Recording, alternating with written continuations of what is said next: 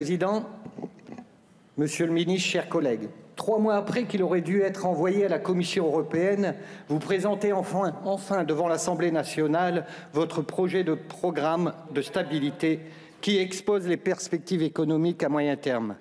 À la lecture des grandes orientations de ce texte, nous comprenons sans difficulté votre volonté de repousser au maximum la publication de ce texte, tant il constitue un cocktail de mesures antisociales qui auraient pu éclairer les Français sur vos intentions réelles durant la campagne électorale. Vous présentez en revanche un programme de stabilité qui devrait assez largement convenir à la Commission européenne, tant il regroupe l'ensemble des stéréotypes néolibéraux habituels.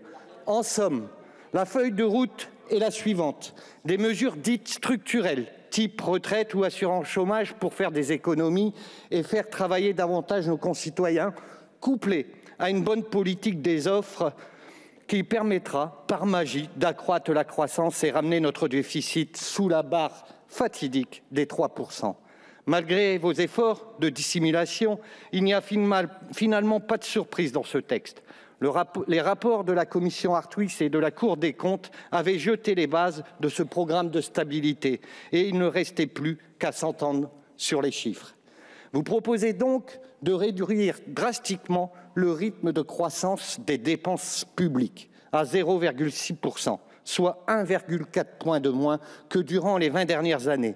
Vous actez donc bel et bien que nous allons rentrer, contrairement à ce que vous affirmez, dans une période d'austérité plus importante encore que celle qui avait suivi la crise de 2008, durant laquelle la croissance moyenne des dépenses en volume n'avait été que de 0,9%. Cet effort inédit portera d'abord sur l'État, qui verra ses dépenses réduire de 0,4% si on intègre la hausse inévitable des dépenses liées à la charge de la dette du fait de la remontée des taux d'intérêt de l'inflation. La cure devrait s'avérer particulièrement dure. L'avantage non négligeable du programme de stabilité pour vous, c'est qu'il ne contient que des mesures globales de grands agrégats macroéconomiques et budgétaires. Il ne vous oblige donc pas à rentrer dans les détails des mesures. Pourtant, c'est là que le bas risque de blesser. Au-delà des grands slogans sur l'efficacité des dépenses publiques, de la bonne ou de la mauvaise dépense, vous devrez bientôt nous dire, lors de la loi de programmation, où est-ce que vous allez couper. Est-ce que ce sera dans l'audiovisuel public, avec la loi de financement rectificatif? Vous avez d'ores et déjà préparé le terrain pour faire quelques économies de bout de chandelle sur les 3,7 milliards d'euros du budget actuel. Est-ce que ce sera sur les 53 milliards d'euros de compensation attribués à la sécurité sociale qui va profiter des 2 grandes réformes déjà annoncées, celle des retraites et de l'assurance chômage?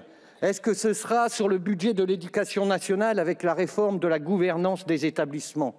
Ou est-ce que ce sera dans la recherche que vous avez profondément abîmée lors de la loi de programmation? Tout cela reste encore parcellaire.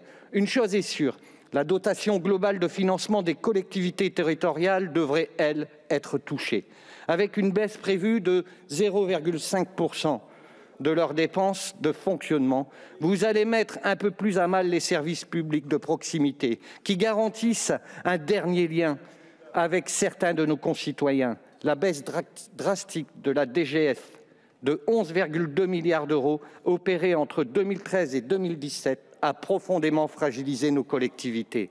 La hausse de leurs dépenses de fonctionnement, inévitable avec l'inflation, les met un peu plus sous tension. Pour finir, vous poursuivez la levée progressive de leur autonomie en amplifiant la logique des contrat de Cahors et en supprimant à partir de 2023 la dernière moitié de la CVAE. Beaucoup des collectivités sont déjà exsangues et les préconisations de votre programme de stabilité s'avèrent particulièrement dangereuses et feront pâtir inévitablement, si elles sont appliquées, la qualité de nos services publics. L'austérité sera donc prochainement de retour dans notre pays. Pour revenir à la comparaison de la période post-crise de 2008, force est de constater qu'aucune des leçons de cette période n'a été retenue, alors que beaucoup avaient mis en avant les effets délétères de la consolidation budgétaire qui avait eu lieu. Vous vous apprêtez à récidiver pour des raisons purement idéologiques. Revenir sous la barre des 3% du déficit prévu par le traité européen, ce seuil, sans aucun fondement économique, avait été jugé comme dépassé par le président de la République lui-même en décembre 2021. Réduire le fameux 59% des dépenses publiques qui semble hanter Bruno Le Maire, ce ratio général fait pourtant fi des disparités entre les pays européens qui n'ont pas du tout eu un système de protection sociale publique pourtant moins cher. La vérité est bien celle-là. La réduction des dépenses publiques n'a pour unique objectif que de réduire la place et les prérogatives de l'État, qui, quitte à vous priver des ressources essentielles. Quand des entreprises françaises comme Total effectuent plus de profits en un semestre qu'en une année, 18,7 milliards d'euros, la justice fiscale doit... Excusez-moi, la justice fiscale doit passer. Merci. Quand les patrimoines des milliardaires dans le monde ont plus augmenté en 19 mois de pandémie qu'au cours de la dernière décennie, là aussi la justice fiscale impose de mettre en place une participation de l'effort national. Notre conclusion, partagée par des économistes et des exécutifs européens, est qu'il y a une incompatibilité fondamentale entre les besoins en investissement public immédiat et de grande ampleur que nous impose la transition écologique et les règles budgétaires européennes qui vont entraver nos capacités de dépendance publique.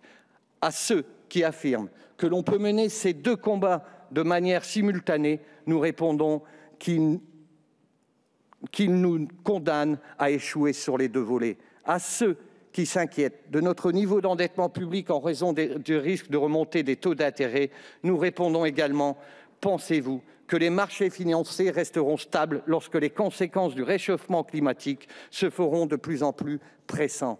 Ainsi, nous pensons qu'à une politique de soutenabilité budgétaire fondée sur des critères comptables doit succéder un principe de soutenabilité économique et environnementale prenant appui sur une planification rigoureuse des investissements qui soit à la fois garante de création d'emplois, d'amélioration de pouvoir d'achat des plus modestes, de réduction drastique de nos émissions de gaz à effet de serre et d'une protection accrue des biens communs et de la biodiversité.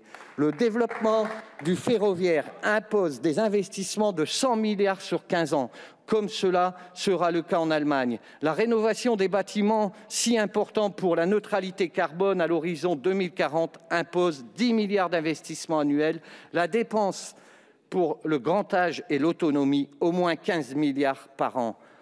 Notre conviction est encore que les dépenses publiques d'investissement doivent être impérativement versées au débat sur la soutenabilité de la dette. Nul n'ignore en effet que les dépenses publiques d'investissement ont un effet multiplicateur sur le PIB. Le FMI estimait en 2017 que la valeur des multiplicateurs d'investissement se situe entre 1 et 2,8 en fonction des pays. Ainsi, 1 euro dépensé en commande publique crée entre 1 et 2,8 euros d'activité économique au bout de 3 ans. Dans cet effort d'investissement nécessaire, État, collectivités, mais aussi administrations de sécurité sociale doivent prendre chacun leur part. Pourtant, en coupant, comme vous vous apprêtez à le faire, toute marge de manœuvre budgétaire, vous enterrez toute possibilité de faire face aux grands enjeux de notre époque. Bâtir le monde d'après dans une perspective écologique, sociale et solidaire impose de ne pas reproduire les erreurs de 2008 et de nous détourner des potions amères promues dans ce texte. Il est temps d'abandonner le dogme de l'austérité qui a montré toute sa dangerosité et son adéquation avec les enjeux actuels. Il faut bien au contraire ouvrir la voie à une transformation radicale de notre système économique.